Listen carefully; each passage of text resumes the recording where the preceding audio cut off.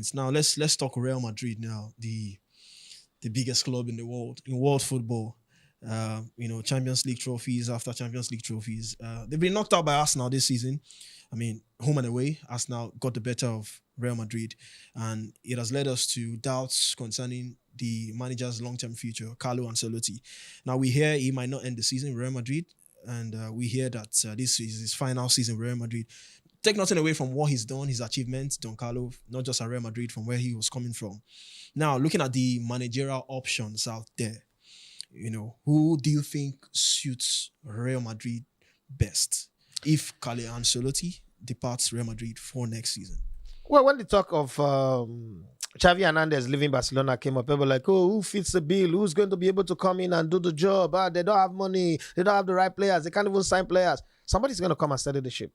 As a flick, nobody saw a German coming to coach a Catalonian team. It wasn't in the card. Nothing against Germans. Germans have had their coaches on the rise lately. Nothing against them, but nobody saw that. But then the same way we didn't see Thomas Tuchel becoming England coach, that's the same way we didn't see that happen, and he did it. I think that their choice for last season, let's not forget that a season ago, at the end of last season when they won the Champions League, they were trying to get Xabi Alonso as their manager. So they already knew that they were going to let Don Carlo go. Don Carlo was supposed to leave. He didn't leave. He chose to stay. Don Carlo is not a guy who defends titles. Okay, he wins titles, but he doesn't defend them. That's one. Two, I think Madrid fixed a problem that they did not have and ignored the problem they had. When Cruz announced his retirement, they didn't think of replacing him. They didn't also consider the fact that Luka Modric have served and have burned himself out. But they got Bellingham, Tchouameni. These are guys a lot of people thought were replacements for these guys. What was Tchouameni doing at Monaco before that convinced you so much so that Tchouameni, that boy that likes to bite his nails, is going to come? No, I'm just saying these are players. And be people the out there Sondo Lise or the Toni Kroos, the pass master, or the Andre Pirlo of Real Madrid. He was coming to fill a void that is larger than life. It takes time. And Tchouameni is more vibes and inshallah than a real tried and tested kind of footballer that comes in there. And if you want to put Tchouameni in that kind of position, put him where the other midfielders are already doing well. Remember that Jude Bellingham was filling the attacking position, was appearing like Frank Lampard and scoring goals. And then you bring in Kylian Mbappe. Galactico. First time Real Madrid did Galactico, it didn't work. You're trying to repeat the Galactico era again. You tried it with Eden Hazard, it didn't work. You've been doing this thing where you just go and plug players out of nowhere like Vinicius, like Rodrigo, and then you build them into the team that you want and they are formidable. But all of a sudden, this obsession with trying to get a Ballon d'Or type player, a poster boy type player, I think was what destroyed the team. And Carlo Ancelotti, good or bad, is the greatest coach to ever coach football. He's the Vince Lombardi of soccer. Of football, anyhow you want to call it. There is nobody, or the Phil Jackson of football. There is nobody out there who you would mention, not even Sir Alex Ferguson, no disrespect to him. Don't even mention Arsene Wenger in this conversation. I don't know on my feed, Alberto Zaccaroni, Marcello Lippi, Arrigo Sacchi, the Don Capello. All of these guys are people that he understudied. He played under some of them, but he's become the greatest. He's the only coach to have won all the top leagues. He's won in Spain. I think he won in the English league. He won in Germany. He won in France. He won in Italy with different clubs. And he's won the Champions League more than any other coach. He won it also as a player. When you look at him, you would look at his career and say, he does not have anything that will make me banter him. Some people say he doesn't have pattern. When he played at AC Milan, he had pattern. when he coached at AC Milan, when he coached at Chelsea, when he coached at Roma, when he coached at Bayern Munich, he doesn't give that out in his interviews and talks. Like because it's Italian. He doesn't give that much. So we feel he's not concerned with all those, aesthetics and all that. A man is a product of his environment. How many Italian coaches do you see come and talk about the tiki-taka, 5-4-6, all those things? They don't. But when people say he doesn't play with pattern, he just let his players go, kind of like feel like Carlo Ancelotti's career is burst into the last 2 seasons of his coaching career. No. He coached Roma. He coached AC Milan. He coached Paris Saint-Germain. He coached Bayern Munich. He coached at Chelsea.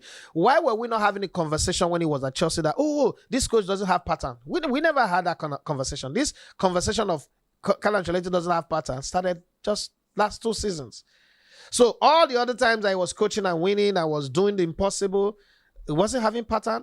And when people say coaches don't have pattern, what do they mean? Did they use a goalkeeper to play as a striker, or did he, some of the things that people say, the same people who tell you that Carlo Ancelotti does not have pattern are the same people who tell you that Pep Guardiola think things too much. He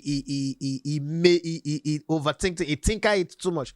I don't really get it. It just doesn't work because the team, they gave him a Keke Napep engine in a Ferrari. And as much as he tried, it wasn't going to work.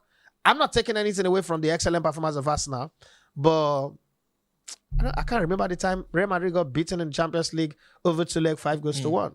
So something was wrong with the team.